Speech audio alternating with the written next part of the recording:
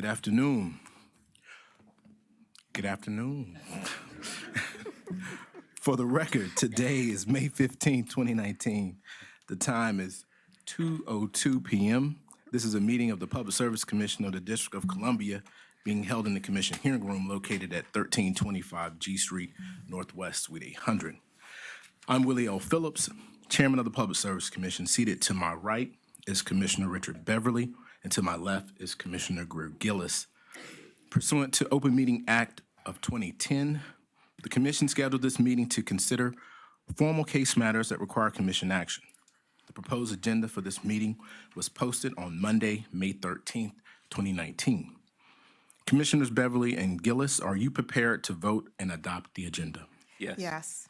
All in favor of adopting the agenda, please indicate by stating yes. Yes. Yes. And I vote yes, the agenda is adopted. Today, there are two action items before the Commission.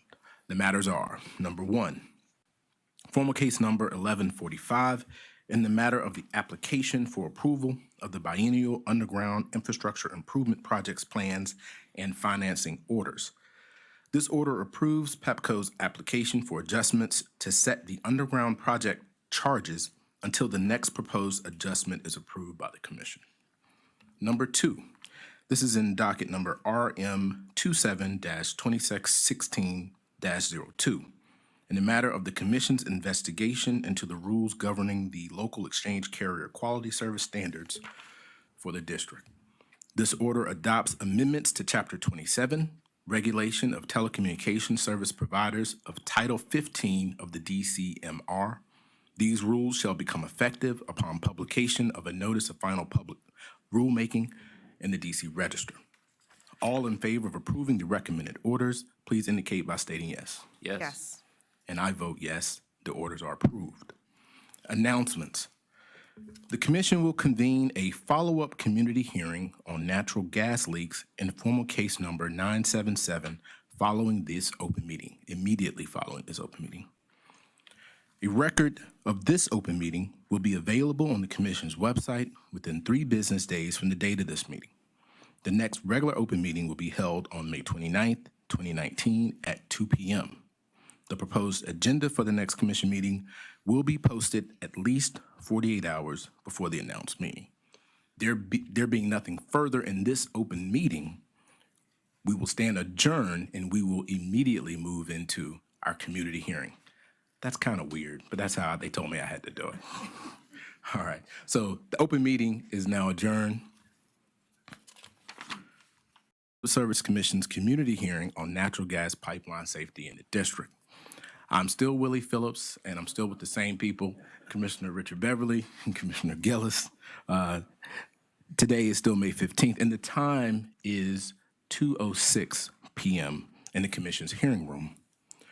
We have gathered to hear the community's concerns related to natural gas safety in the District of Columbia and to receive an update from the natural gas utility on the dissemination of information on gas leaks and public safety measures to the community. On behalf of the Commission, I want to thank all community members, public witnesses, the Office of the People's Counsel, and Washington Gas for participating. I would like to emphasize that natural gas pipeline safety is a top priority for the Commission and an important objective in carrying out our mission to ensure safe and reliable service for all district residents. Through our public notice, we have informed Washington Gas that we would like to hear from them on the following pipeline safety issues. What communication channels has the company established to deliver safety information to the public and to receive feedback? What is the company's plan for addressing community concerns related to prompt safety communication with the public? What actions should the public take to avoid in the event of a gas odor or when the company is addressing a gas leak? Public witnesses representing organizations will be given 5 minutes for oral presentations, and individuals will be given 3 minutes to articulate their concerns.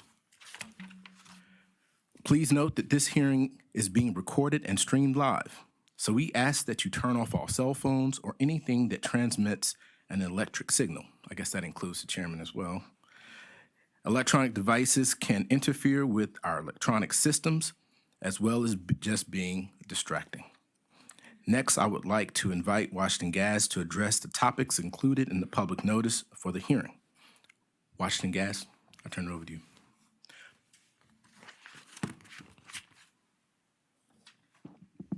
Thank you, Chairman Phillips, Commissioners Beverly and Gillis. Thank you very much for this hearing.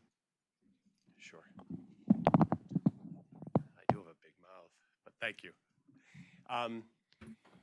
We appreciate the time, and certainly we welcome this hearing to explain to you where we are on some of the issues that were raised in the February 6th hearing, as well as our subsequent work on those. And much of this, I'm going to yield the floor to my colleague, Opera Nora, who will talk a lot about the community pilot program and some of our other communications channels. And then we are present here to talk about any other questions that came up. So I would like to just raise a couple of things that also we are available for questions, but a couple of so first, Opera will talk really about what you laid out, and then we'll be available for questions, which is the channels of communication, continued building of a communications plan, as well as the actions we hope the public remembers and the actions they should take in terms of the smell of gas and so forth. So I think you'll really see that in her presentation. In addition, there were certainly some individual complaints or questions that came up in the last hearing. One of them, as an example, is McGill Terrace and the work we had to do at McGill Terrace, and I think we're about complete with that work this week. And then there are other general criticisms or things for us to think about in the future, which are in buckets, which primarily around lack of communication regarding leak work, which again goes to Opera's presentation. Some of our restoration efforts, which I think, I think we are making some good efforts at. I think McGill Terrace is an example of that in terms of both the work and the restoration. Certainly some days we're hampered by weather, but certainly, and if citizens here certainly have restoration concerns or questions, we hope we hear those today and we can take action on those. The one thing we were asked to look again, and we do on a regular basis in terms of methane leak detection and air quality issues. And again, we certainly do have some of our technical experts here, but we do, again, want to stress that the technology that we use in terms of prioritizing leaks for replacement and pipe replacement, we do use the state-of-the-art technology. In terms of technology for emissions and measuring emissions, we certainly would continue to work with the staff at your permission to talk about the expense of those technologies and the types of technology in terms of technology readiness that are out there. I would also note that we, under the merger commitments, as you're aware, we are to get to you by the end of this year a business plan that talks about our role in the mayor's work to get to carbon neutrality by 2050. And then there's also subsequent city council legislation on that, which has an earlier date for electricity. But I think that you will see in that business plan, we'll talk about some of these issues as well. So I would want to note that on those other technologies that are out there.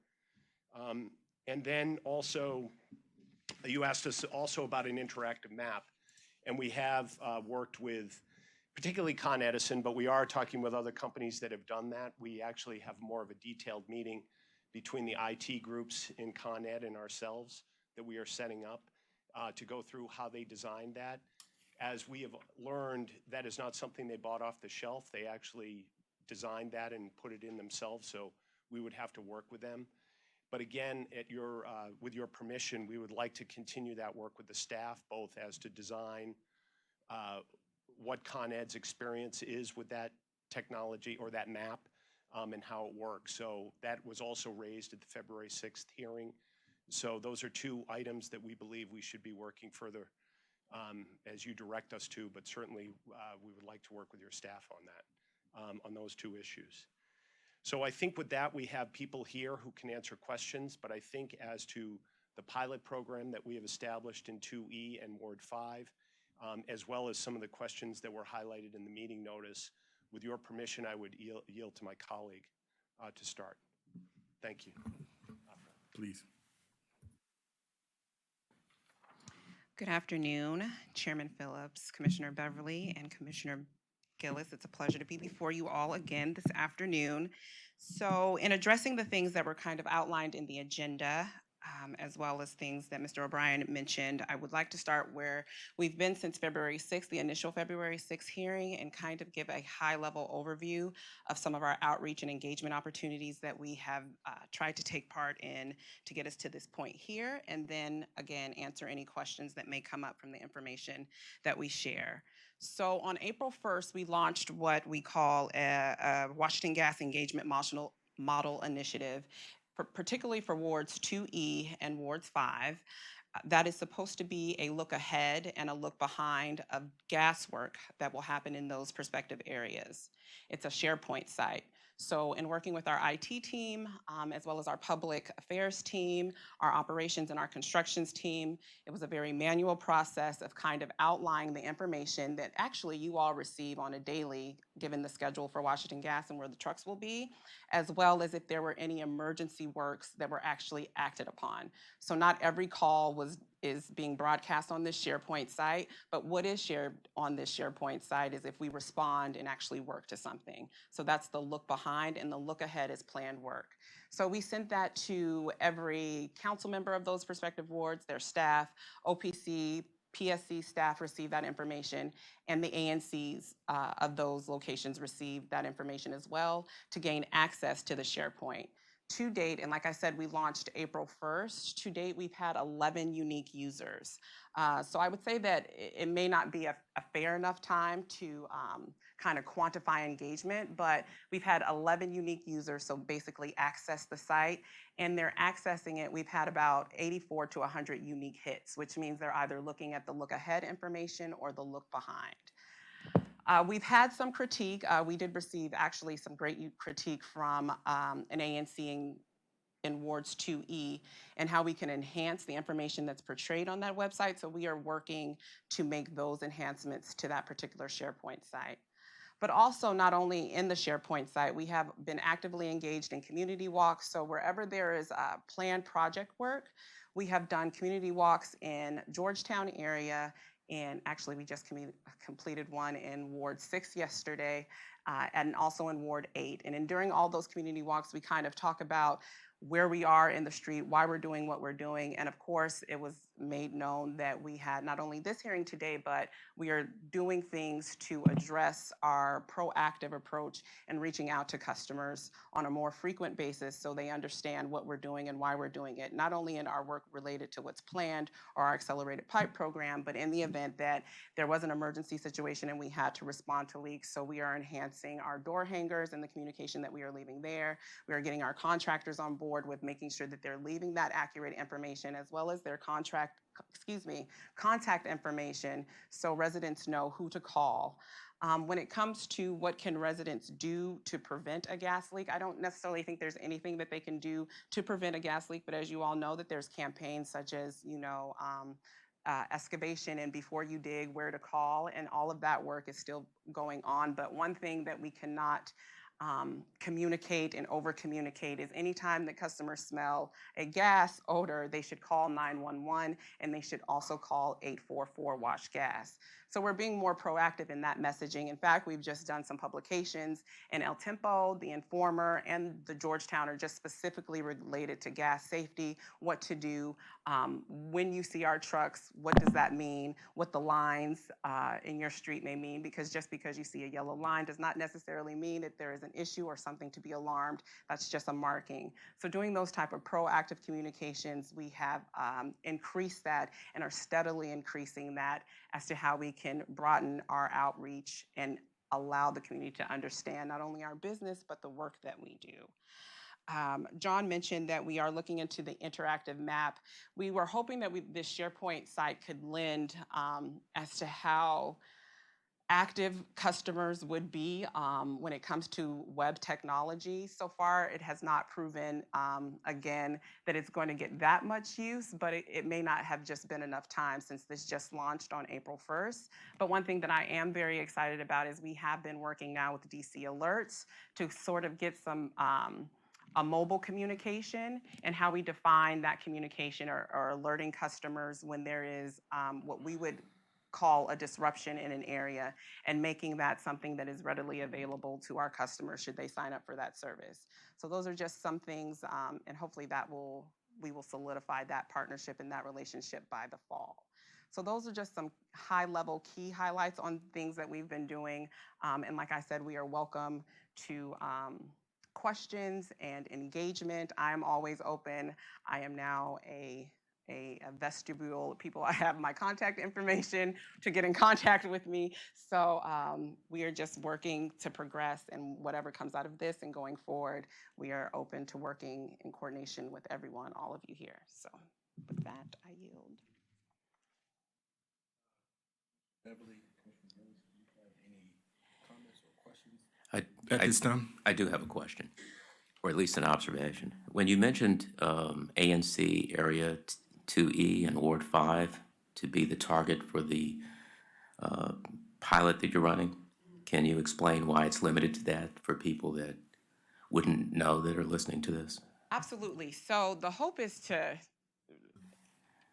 the hope and goal and the unicorn vision is actually to have it open to the entire district.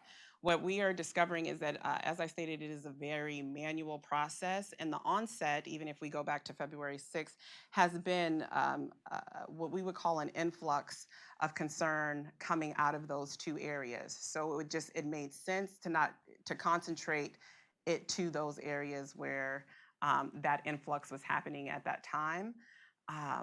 Which could possibly account for why there's only been 11 people using it thus far. But the actual goal is to open up that type of program or something else to the district at large, because it is such a manual process. Like, it's literally people going in, extracting information, and it's time consuming. We're still in internal conversation how that will work. It will probably take a more enhanced IT system to kind of coordinate all of those efforts. But right now, we've limited to the place where we were receiving a high concern and an influx of issues. Do you have an estimated timeline for when this might expand? Two things. One is we do, in talking with the staff here as we got ready, we would like to come back at the end of the summer and see where we are on the program and where we are on how to deal with it in terms of the manual piece. I want to say that the one thing I will say, and there are some in the audience who do call and ask us about leaks or activity in their neighborhood, and we do try to get back to them. That is not a pilot program. So when people do call us, we want to make sure, and I want to reiterate that, this certainly arose out of two key areas where we had received a lot of concentrated calls, so we thought that these were good areas to do a pilot on. The challenge is not so much the planned work, which you all see on a daily basis. It is also some of the emergent work that we want to get to people. And that becomes one of the big challenges in terms of the manual, what happened, what's the resolution, and making sure we can pull the report together. So I think, Commissioner Beverly, we certainly will be back before you. I think through the summer we'll see how we do with this and where we can expand it to. But I do want to reiterate, what Opera said is, please call us if you smell gas, number one. But number two, if people do call with concerns about trucks in their neighborhood, that is not, we don't say there's a pilot and you're in Ward 4 or Ward 8. We do get back to them and answer their concern. It is how we can do this in a planned way so that ANC members might have it on a listserv or otherwise, and how we can get to the full city. Commissioner Gillis. Thank you, Chairman. And thank you, Washington Gas. I think this is, you were able to address some of the concerns that were presented in February 6th. Questions about the portal and the access. You mentioned that Yes, you are allowing a week ahead Mm-hmm. to be able to look at what's planned and then the week behind what it actually has happened. Have you given thought to having more than just a week ahead? Maybe looking at a 2 week ahead schedule? And then if not, could you explain why a week ahead is appropriate? It's interesting that you asked that because that was a part of the feedback that was given by Commissioner Loesch in Ward 2E. One, it has to do with the actual scheduling. So, and this is leading to things that O'Brien just stated, is that Mr. O'Brien stated is our schedule, our, our scheduled work, our planned work, it shifts. And this is something even I am learning a lot just based upon priority and what was needed to be handled immediately that day. And so I, we are vacillating with, are we giving too much information or just enough with just that week, in that week?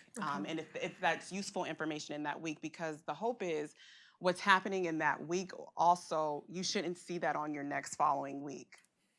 And so we have to track how that, and if you are seeing the same planned work on the planned week ahead, then we probably need to, maybe it needs to be even condensed a little bit more. So by the summer, we hope to work out those types of timely kinks. Great, great. Thank you. That also lends to a second question based off of what you just said.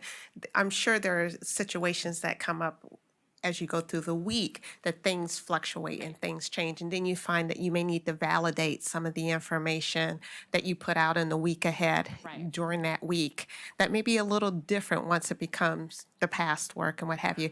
Has the company thought as to how to validate that information on that week ahead, especially if things change, whether it's a location site or the actual project type code and what have you, as you go through as it's shown as the planned work? Absolutely, because right now there's only 2 tabs on the site. So we are considering opening up another tab that talks about, especially in the look behind work. So for example, there was a situation on Olive Street this week. That situation was handled, right? It was taken care of, but our crews have to come back. So technically, that work that happened on Olive, that is still an open, what we would call an open issue. So that should probably shift then to a new tab, so residents, customers, stakeholders understand that, okay, the issue has been resolved, like the construction part of this has been resolved, but there may be some restoration though, and this is what the restoration tab looks like. And so actually walking customers through the process of the work and what that looks like until it is completely resolved off of that either look behind or look ahead outlook. Yes, we are considering what that will be and what that will look like. Thank you. I don't have a question as much as just a comment. I am not necessarily disappointed, but the 11 unique users is surprising. And I just want to offer our staff, Maurice Smith, who's here in the audience, and Kelly Didigu, who's our communications expert, if we can come up with a plan to make sure that the ANCs in particular are doing everything that they can to make this information available to their constituents. I just want to make sure that we're doing everything that we can. That would be very, very helpful. Yeah, I was excited about the 11 because 2 weeks ago it was 3, and I was a little bit apprehensive because I understand that this is information that people want and they deserve. So I just want to make sure that we are giving it accurately and using all of our stakeholders to kind of communicate that information, because I don't want the work to go in vain, and I also do not want our stakeholders to feel as if we are not trying, because we are trying every avenue to get you the information that you need. But it will be a collaborative effort on how you all are receiving that information. So yes. We appreciate your efforts.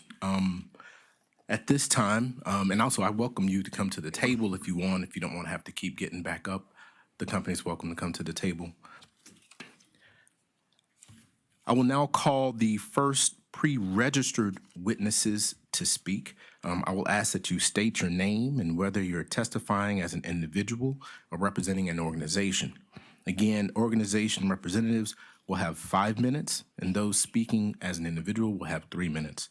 All witnesses should refer to the video monitor, which will display a clock that shows how much time you have available to complete your testimony. All right. And the first name that I have, a familiar name, Mr. Edward Siegel. He's representing Georgetown Gas Leaks. Good afternoon, Chairman Beverly. I'm sorry, Chairman Phillips. Didn't want to give you a premature promotion. Commissioner Beverly, Commissioner Lee Gillis. My name is Edward Siegel. I'm representing myself today. And I want to thank you again for the opportunity to speak to you as I did in February. I live in Georgetown and maintain the GeorgetownGasLeaks.com website and the DC Gas Leaks blog. In February, I spoke about the unfortunate failure of Washington Gas to notify the public about the number, nature, danger level, and repair of the thousands of gas leaks that we've had across the city. As far as I and the public are concerned, the only thing that hasn't changed since February is the fact that at least my community, we've had at least a dozen more gas leaks. The last one is very fresh. Yesterday, there was one before that, just a few days prior to that on Olive Street. So things haven't changed in terms of the continuing problem of the gas leaks throughout the city. The most recent gas leak brought the unofficial total in Georgetown since 2016 to at least 140. This is an unofficial total because we still don't get an account from Washington Gas about the status of gas leaks in the city on a regular daily basis. And across the city, it's even worse, at least 4,000 gas leaks. Most of them has been the most dangerous kind, grade 1. Everything else remains the same. Despite the potential danger posed by grade 1 gas leaks, Washington Gas continues to keep the public in the dark about these obvious potential hazards. The Washington Gas website continues to urge people who smell natural gas to leave the area, move to a safe location, and not use appliances, lights, or motor vehicles. That's great advice, obviously. But what about everyone else who's left behind in the community after these people leave their house because of Washington Gas's advice? Why doesn't Washington Gas or the DC government immediately notify the rest of the community about the danger and how to stay safe? Neither I or anyone else in my community has ever been told to leave the area because of any of the dozens of gas leaks that have been reported and confirmed by Washington Gas. Why is that? Washington Gas should stop keeping us in the dark. They should immediately share with the public the same information about natural gas leaks and repairs that they're required to report under DC law to the DC government. That important information should be easily available through an interactive online map, social media, and other communication tools.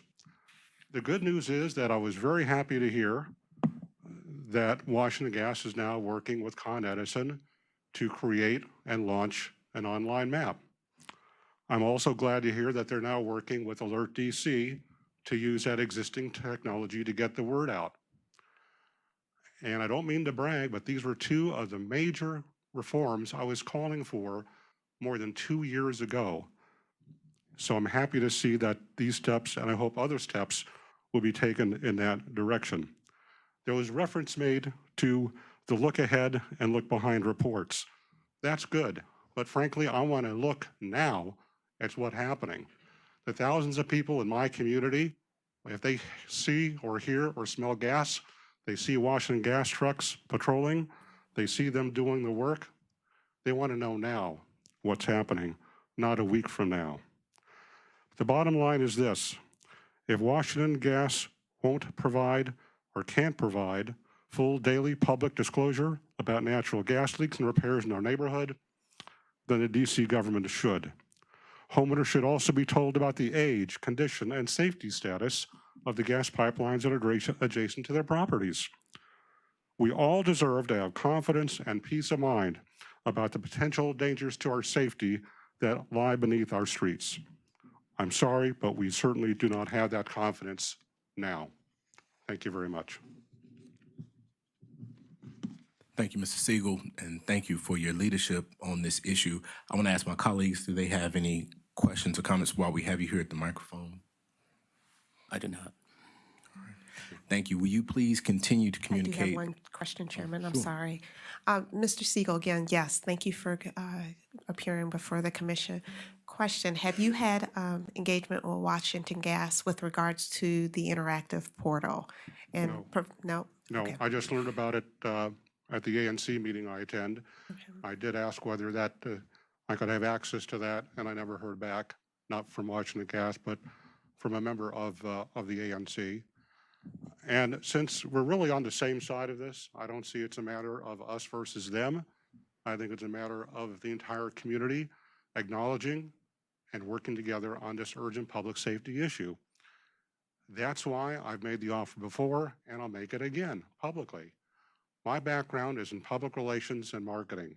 This has been my career for 30+ years. And I got involved in this issue with natural gas leaks when I returned from California and moved back to my community. I'm more than willing and glad to work with you in Washington Gas to share my knowledge and expertise on public relations. I think I know, based on my own experience, the public is really hungry for this information. And I'm scratching my head that their pilot project has not had the visibility and interaction that I think it deserves. So I'll repeat my offer. I'm willing to work with you pro bono basis for the good of the community, to use my expertise and skills to help generate publicity and awareness about what Washington Gas has done, is doing, and will be doing in the future. Great. Thank you, Thank you. Mr. Siegel. Thank you. Thank you. We'll now call our next witness, Mary Fieri.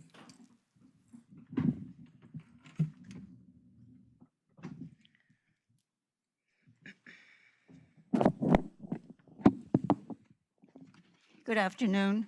Good afternoon. Thank you for the opportunity to testify to the Public Service Commission.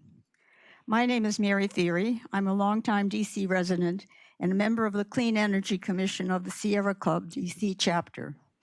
The Sierra Club is the nation's oldest advocate for the environment, and in the district we have 3,000 dues-paying members, all of whom are concerned about this issue.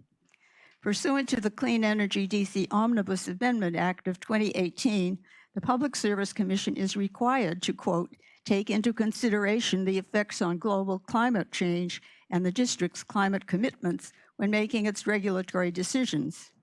In my comments today, I will be focusing on the threat caused by the continuing leakage of methane gas in neighborhoods served by Washington Gas. I will then point out that in the long term, DC must transition away from using gas altogether, and that we must start that transition now. The DC chapter of the Sierra Club is concerned that Washington Gas mains are leaking methane gas. The club is concerned about these leaks for several reasons. First, because they are a threat to the safety of the residents, and second, because of their impacts on the climate change crisis. DC has committed to reduce its greenhouse gas emissions by 50% below its 2000 levels by 2032 and to be carbon neutral by 2050. To achieve these goals, DC needs to begin now to reduce its dependence on fossil fuels, including methane gas, and to stop burning fossil fuels entirely within a few decades. These are ambitious goals that cannot be met while we are burning and leaking methane, a powerful greenhouse gas 80 times more potent than CO2 and therefore much more harmful to the environment.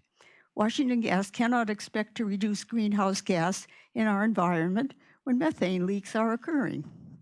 These leaks are dangerous, and Washington Gas may not be implementing state-of-the-art technology to deal with them. For example, we understand the utility in Pittsburgh is using advanced leak detection methods developed in partnership with the Environmental Defense Fund and Google Earth Outreach to map and measure leaks coming from underground pipes. They are using highly sensitive leak detection sensors and advanced data analytics. DC may benefit from a similar approach. Over the period that PIPE's 1 program was in place, the number of leaks identified appears to have continued to rise at an alarming rate, according to data provided by the Apartment and Office Buildings Association.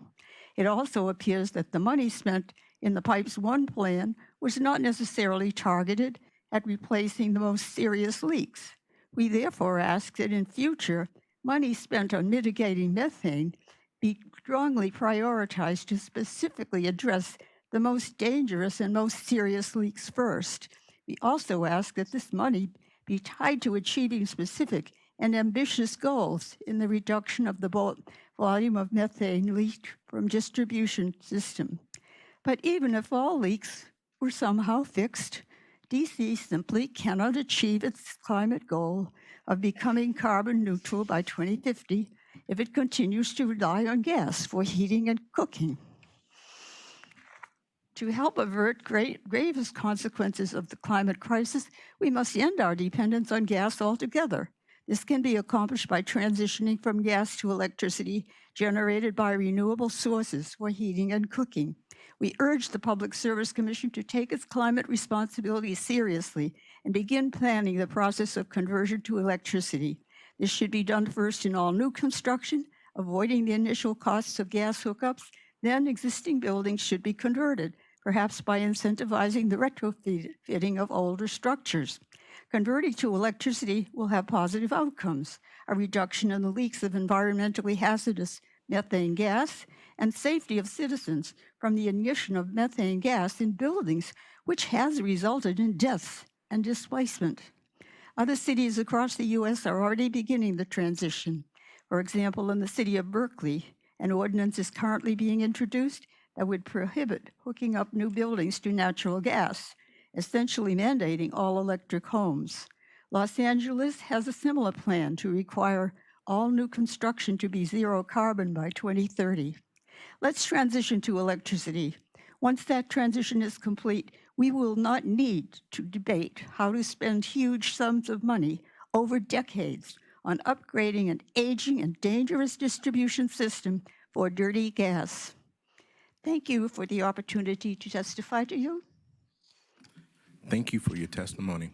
Do you have any comments or questions? Thank you so much. Would you You're very please, if you have a copy of your testimony, provide it to the Commission Secretary, and that's Mr. Siegel as well, if you have a copy. All witnesses. Thank you.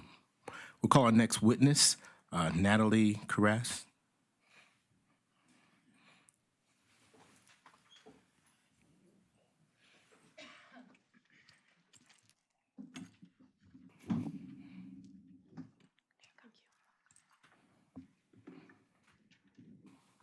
Welcome.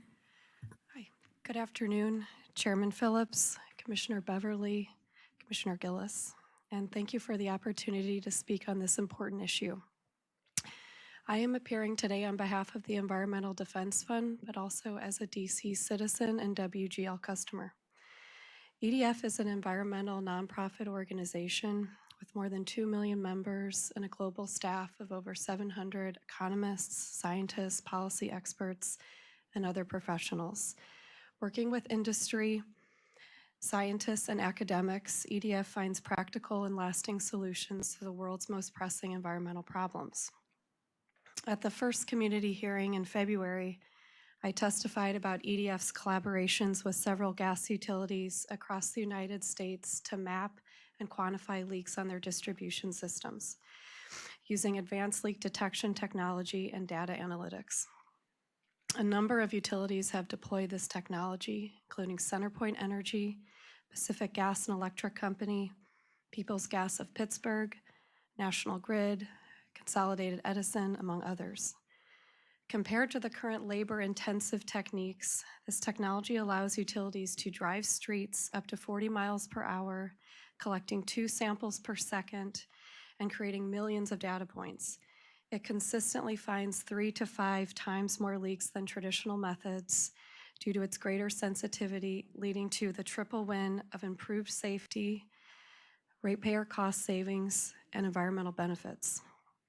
In my work across the country, I've observed that we are in the midst of a predictive analytics revolution, where utilities have a tremendous opportunity to take advantage of state-of-the-art methods and technology to find many more leaks on their systems and prioritize and repair those leaks in an efficient manner.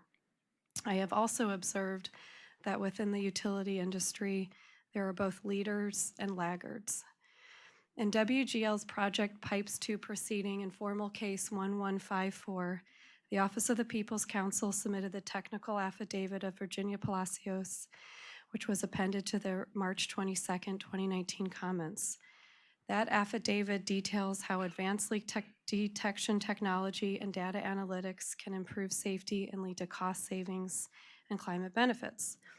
In its reply comments in that proceeding, WGL states that it supports the continued dialogue on advanced leak detection, but believes that this issue should be explored in this proceeding, formal case 977. Divorcing the issue of advanced leak detection technology from cost recovery could lead to significant missed opportunities. EDF's work has shown that advanced leak detection technology and data analytics provide a framework that allows utilities to act using leak data to prioritize investments. The estimated cost for WGL's distribution replacement portion of the proposed Pipes 2 plan is $277.1 million. Whereas here, such investments are significant, prioritization using advanced leak detection technology can lead to important efficiencies and notable consumer savings. For example, Public Service Electric and Gas, New Jersey's largest utility, achieved an 83% reduction of methane emissions by replacing 1/3 fewer miles of gas lines as compared to a business as usual scenario. As this example demonstrates, incorporating advanced leak detection technology would allow the company to operationalize emissions data, providing the means to quantify greenhouse gas emissions reductions by ensuring that the largest leaks are fixed first, a goal that would allow the district to put real numbers behind its climate action plan. In short, there's a tremendous opportunity for WGL to employ these advanced digital tools within the context of its proposed prioritization program. We look forward to working with WGL, the PSC, and stakeholders to help develop a pathway for implementing best practices in DC. Thank you for the opportunity. Thank you for your testimony. Thank you. We'll call our next witness, Rick Murphy. Murphy? Okay, sure. Ms. Gwendolyn Loesch? Are you speaking on behalf of Mr. Murphy as well? I am. Okay. Good afternoon, Chairman Phillips and Commissioner Beverly and Commissioner Gillis. Thank you for having us testify today. I am representing Advisory Neighborhood ANC Single Member District 2E06, which is on the east side of Georgetown. Overall, ANC 2E represents about 12,000 residents, plus the students of Georgetown. Per our testimony in February, my district has been ground zero for the Georgetown gas leaks. And I think Ed spoke to some of the numbers, many of which have been in my specific area. As shared in our initial testimony in February 2019, given the unclear data published on the leaks plus our community's experience, we identified 3 main areas of concern: the lack of and quality of communications, safety, and the quality of project management. Therefore, ANC's initial testimony again in February, we outlined 10 recommendations around improving the quality of communications, improving the quality of project management, and involving the oversight of the utility by your commission. The residents of ANC 2E greatly appreciate the work that Washington Gas is undertaking for our community, and we have seen some improvements since February. That said, the residents of ANC 2E still remain concerned and frustrated. Our testimony today will focus on the progress in respect to our initial recommendations, and the perspective of our community is that additional actions are needed to meet the improvements. Our natural gas utility, Washington Gas, is demonstrating a commitment to make improvements. However, the challenges called for by our recommendations are going to take time. So ANC 2E strongly advises the Public Service Commission to continue to expect improvements, to track them, and to publicly report on the status of the improvements. And I'm going to run down the 10 recommendations quickly and give you a status update. Our first one, which was, there's 5 of them under quality of communications, 1 through 5. The first one is determining how Washington Gas will proactively communicate with residents about unscheduled repair work, and consider if Washington Gas could do a pilot. I think we heard a little bit about the pilot just a minute ago. And this would also include potentially how they might use social media. So the status, Washington Gas has launched, since we've met in February, a portal. It's piloting an online repair tracking portal with us and Ward 5, among others. We appreciate the effort being made by the portal, and we've provided feedback, detailed feedback on that portal. The portal has tried to include retrospective information on the unscheduled repairs. This information on unscheduled repairs is included in the portal the week after the repairs occur. We advise Washington Gas that the scope and the content of the portal needs to be better defined. What types of repairs of the project are included beyond project pipes? How can how can the user connect scheduled and unscheduled repair work? Where can the portal include a start and a finish date or expected finish date for each of the projects?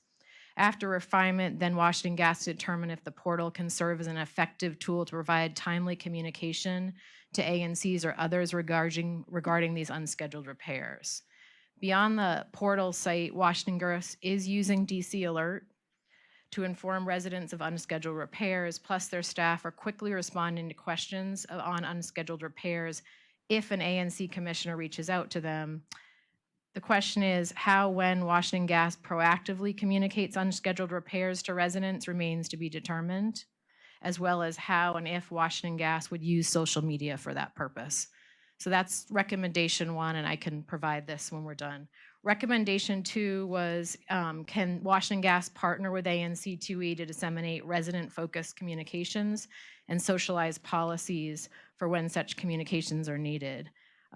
Washington Gas has been included as a speaker in ANC 2A's public agenda, and that is ongoing and should continue, so we do appreciate that. That's making a difference. Additionally, ANC 2E is committed to disseminating the information from the Washington Gas online portal. Once that content is clear and usable, I would not be comfortable at this point using it. I think that's why it's called a pilot, right? So we need a little bit of time to improve that before it goes wider. You would not want to cause confusion given the purpose of our goals. ANC 2E offered to meet with Washington Gas regarding its feedback provided to Washington Gas on the portal, such as adding timing dates that speak to the expected finish of a project. And I'll just reiterate, we also gave them feedback on data analytics to look at a higher level for the earlier testifier. So it's really would be usable to look at it at a summary level and what type of analytics are usable. So such as for the last 6 months, how many projects were opened, how many were closed, how many were planned, how many were unplanned, how many repairs have been finished on the sidewalks, how long did it take, et cetera. The next recommendation 3, the interactive maps. I'm not going to go over that in any level of detail. We still very much support the interactive maps, and we hope that will happen, and it sounds like there's work being done on that. And we would absolutely welcome the ability to look at the interactive map. I think the one with project pipes is useful, but again, it doesn't include all the types of repairs.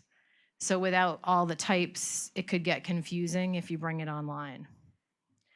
The fourth recommendation was educating the repair crews, or to appoint a single repair crew member when they're working on a leak so they can answer questions.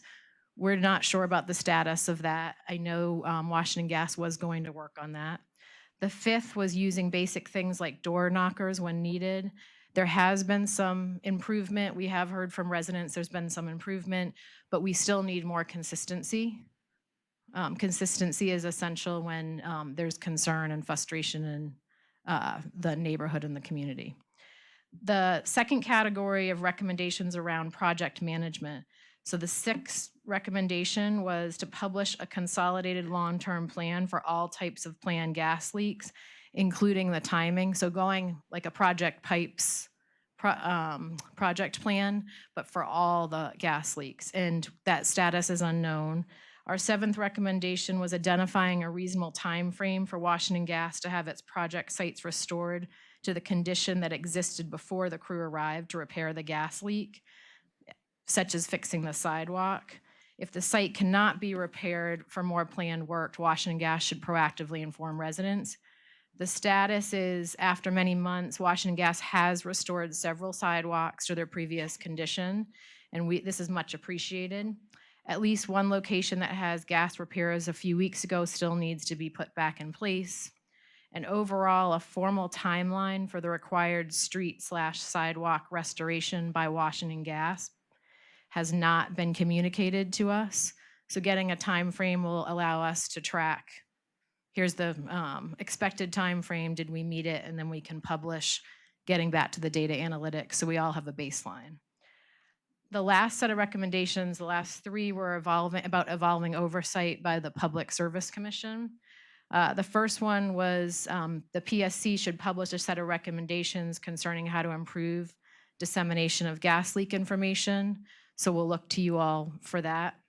The next one was scheduling a follow-up hearing at the end of 2019. And I'm going to talk about that in a minute. We still think there is a need for an additional hearing. And then the last one, if there's useful benchmarks that Washington Gas could publish, to have the Public Service Commission work with Washington Gas on that. And we still believe that would be a very good recommendation. So next steps, we continue to welcome the opportunity to partner with Washington Gas and the Public Service Commission. And I'm going fast, but it'll give us more time if there's questions. Given the status to date, we believe an ongoing partnership is essential to reach these shared goals.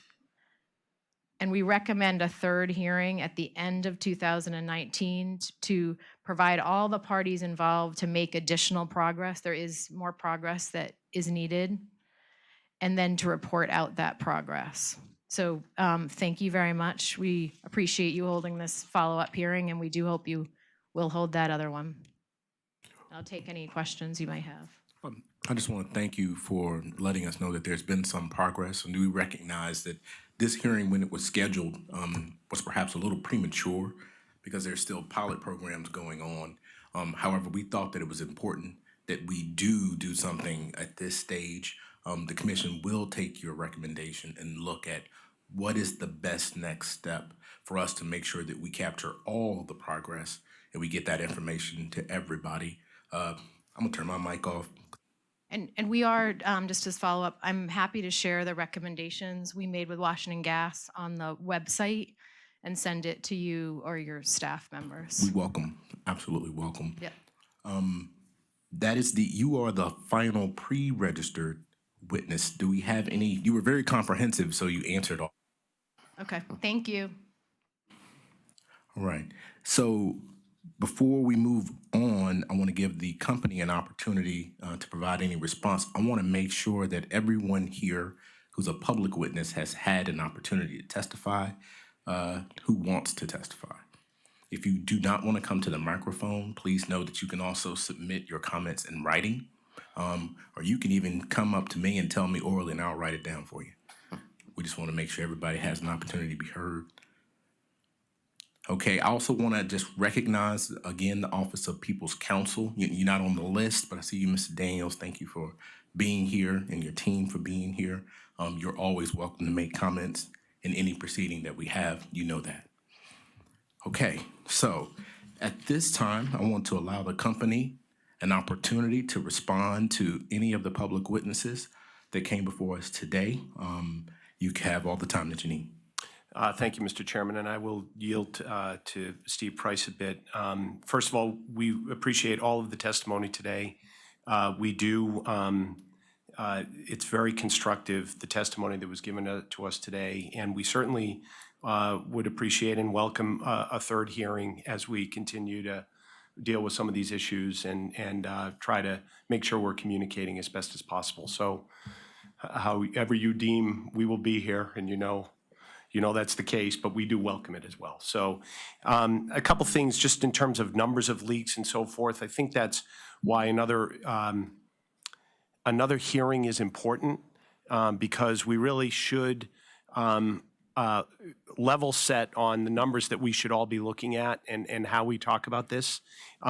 We do obviously have a Project Pipes case before you, so I'm not going to do things I shouldn't in terms of speaking, but we do have a system that does need pipe replacement and does need that work, and in that way, we're not unlike other utilities of similar vintage. So there is a lot of work to be done, and we do realize that requires us to communicate and over-communicate what we're doing. So in terms of numbers and so forth, I think that is something that we should all work on and lay out some definitions about how we're going to talk about that. We certainly appreciate the testimony both from the Sierra Club and from EDF, and we, as I stated briefly, we do want to continue to, and particularly with EDF and the discussion around other utilities and what they do in terms of the types of leak detection and detection technology. We certainly do want to spend some time with those people, and we will do that. In fact, I think we're trying to work on a meeting with some of the folks from EDF as we speak in terms of sitting down with us. So we do want to spend some more time on that. And certainly the testimony from Ms. Loge, as her February testimony, it gives us a very good roadmap in terms of the way she lays it out. So that is much appreciated. So there is work to be done. We know we deal in a system with natural gas and the safety of delivering that natural gas. And I do just want to speak on behalf of the people who do that every day in the field.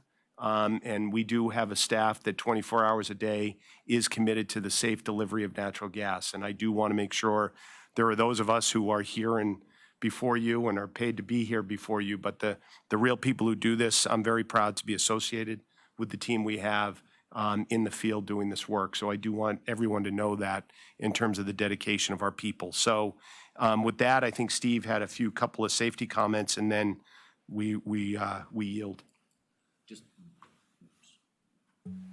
Just a couple of comments. Good afternoon, Chairman Phillips and Commissioner Beverly and Commissioner Gillis. And they're in response to a couple of the public testimony today, which, as John said very aptly, we really appreciate it. We take our customers' concerns seriously, and we take safety seriously. I wanted to just comment to Mr. Siegel's question, I think rhetorical, as to why customers are not evacuated at every leak site. And the answer to that, and I know Mr. Siegel may not have intended it quite that way, but the answer is that safety doesn't require an evacuation in the repair of the vast majority of leaks. However, when it is required, it is done, and it's done in conjunction often with the District of Columbia Fire Department. And there was actually an incident in downtown not too long ago where a building was evacuated when a third party cut a gas line inside the building, and every occupant of that office building was evacuated. So if evacuation is required, it will be done. I also want to thank Ms. Loge for observing at least some of the improvements, and particularly on the field side, which is the group that we are focused on. John and Opera's team have really worked hard on the communication side at a higher level, at a higher scale, but we have not abandoned the responsibility to have our personnel also be sensitive and aware and knowledgeable and be able to, within the context of their safety obligations, communicate to customers. Something that was not raised last time is that we do conduct customer satisfaction surveys, and our field personnel for years have achieved very high levels of satisfaction from customers, and that includes not only the underground leaks, which have been a main focus of this hearing, but of course all the above ground odor calls, many of which are not necessarily gas leaks, but result in an interaction between one of our field personnel and one of our customers. And we typically score over years in the high 80s, low 90s satisfaction rating from surveys that we take. We spend time in training. We emphasize the importance. We understand that customers can be concerned, and they benefit from knowledgeable communication from our personnel, and we try to deliver that. Thank you. That's all I had. I'm sorry, Steve just reminded me of a point, and it was in Ms. Loge's testimony. We do the training with our contractors as well, so we do have work done, obviously, through our contractors, particularly around project pipes. But at a subsequent hearing, we can also follow up on what that training looks like. I believe we provided some of that to staff when questions were asked by staff, but we can certainly make sure we follow up so you know we're doing that with contractors as well. Steve just reminded me of that point. Right. Questions, comments? If not, I certainly support a follow-up hearing in this, and I thank the gas company for being responsive and quickly responsive, actually, to the concerns of the community, and encourage you to keep doing that. Sure. And no, I'm not going to mention the LPVs. And thank you for the follow-up, especially in response to the comments that came today. Just a little bit more on your contractor outreach and the training that you have. I know you're going to go into detail at our next hearing, but Ms. Loesch actually brought up a good point, especially when your contractors, your staff, they're out, they're dealing with gas leaks and what have you, and the residents actually come up to them with questions and what have you. Can you talk a little bit about what you train those contractors to be able to say, and even if they are not prepared to say anything, what mechanism can residents use to be able to get their questions answered when they see a contractor or a staff member doing a repair right in front of their home? Right. So the two components actually have a slightly different response. The contractor workforce is largely doing planned work, and that work typically has been communicated. There has been some letters, some level of communication, if not personal communication. There should be responsive to any concerns, even if there had already been that level of communication. At a minimum, some ability to acknowledge any question, even if they're not able to answer it. And for instance, it would not be unusual that they would not necessarily be able to answer a comprehensive scheduling question. When is this going to be done? How long will it take precisely? That's going to be kicked up probably to a supervisory level, and they should be able to take that information if they are actually able to stop their work and engage. And on that piece, that's a common piece with our field force. They are out there, and most particularly our underground field force is actively working a leak, and that will be their priority. Again, we certainly would appreciate the understanding of the public that that is their first priority. But there also are opportunities even within that where a crew leader might be in a position to engage a customer. If they don't, I hope it is not out of any kind of rudeness or lack of desire. I hope it is simply because there's a lot on their minds when they're out there working, and that's what I would expect it to be. If they do contact somebody, they typically can tell you what they're doing. They're repairing a gas leak. They're not going to likely get into the details of the mechanism of what they're going to do. They should absolutely tell our customers the one thing that is 100% true in every case, that they will not leave that site until that condition is made safe.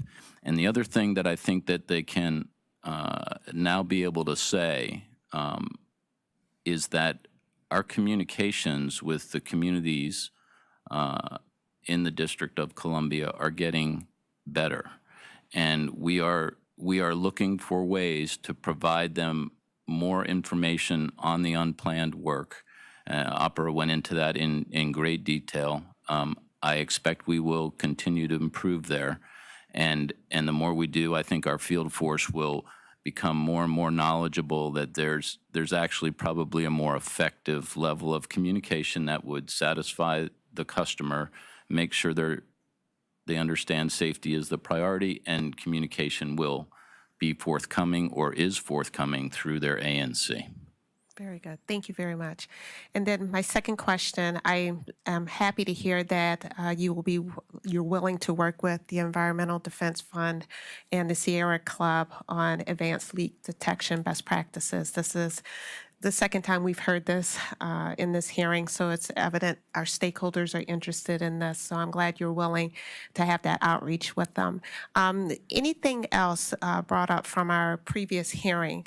Any other best practices that you can share with us that you'll be looking into between now and the next time we come together? I think the one thing that, and this gets into the time and how we do this, is what we started this hearing with, which is how do we make some of these things less manual so that it's quicker? I mean, some of the things through the testimony are, and Steve highlighted, we want crews to be trained to deal with the community, but we certainly will continue to look for ways from an IT standpoint that if we can do some things, not just the interactive map, but if we can do some things from an IT standpoint, we can be quicker in our response to the community in terms of things. So that is sort of a long-term, how do you get to best practices in light of where you are with other investments you have to make in the system. I'll leave it at that. But that certainly would be something I think that internally will be something that's a continuous improvement for us, is to how to make some of this less manual. And that will be sort of a major, that's really a lot of this is in terms of how do we, if we can become less manual with some of this information, we can be quicker in disseminating it. But that is also not to say we're not out in the field doing it. It's how would that aid our communication and the speed of our communication, if that makes sense. It does. Thank you very much. Thank you, Chairman. If I could just add one more thing on that last question, Commissioner Gillis. Yes. There are serious issues, and I don't want to sort of just gloss over them with respect to the efficiencies created by new technologies or not. There are serious questions as to what level of sensitivity adds to safety versus doesn't, and we're going to continue to be open to those technologies. We have met with new technologies. We've met face-to-face with them. We are as interested as anybody, certainly from a safety standpoint, if there is a better way to do things. We're engaged in the industry on those best practices. So we'll continue to speak frankly, and I didn't want the implication to be that we necessarily agree that there are efficiencies or that safety's improved. And we'll speak very openly and honestly about our views of that as we consider those issues. And then one last thing, John mentioned early on the plan that we will be filing in 2020, but right now there's Project Pipes 2, which is pending before the commission, and within that filing, there's some significant information on the anticipated greenhouse gas reductions that can be achieved and are expected to be achieved through Project Pipes 2. Secondly, we are under a current commitment as a resulting from our merger, which has us reducing grade 2 backlogs in the District of Columbia. That's significant on this greenhouse gas issue, because when you talk about grade 1s, those leaks are repaired immediately. So yeah, whatever's caused that has caused it, but they are repaired immediately. Grade 2s can be managed.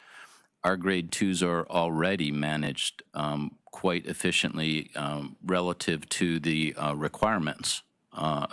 We have up to a year to monitor and 15 months within industry standard. But our grade 2 repairs are typically completed within 90 days. So we are already trying to push that down. And as you can imagine as the grade 2 backlog reduces in accordance with the commitments that we've made, that should also improve. Very good. Thank you. Thank you, Chairman. Right. I will let that be the final word. I'll support my colleagues' comments. I'll just make a couple notations before we leave. I want to thank everybody for participating. I think today has been a productive hearing. That will not be the final word. Someone would like to say something. Ms. Loesch.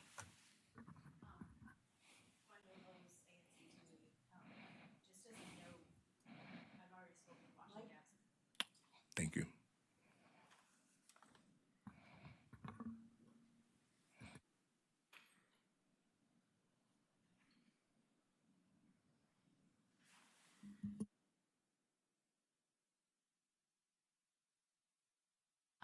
Gwendolyn Lowe's, ANC2E.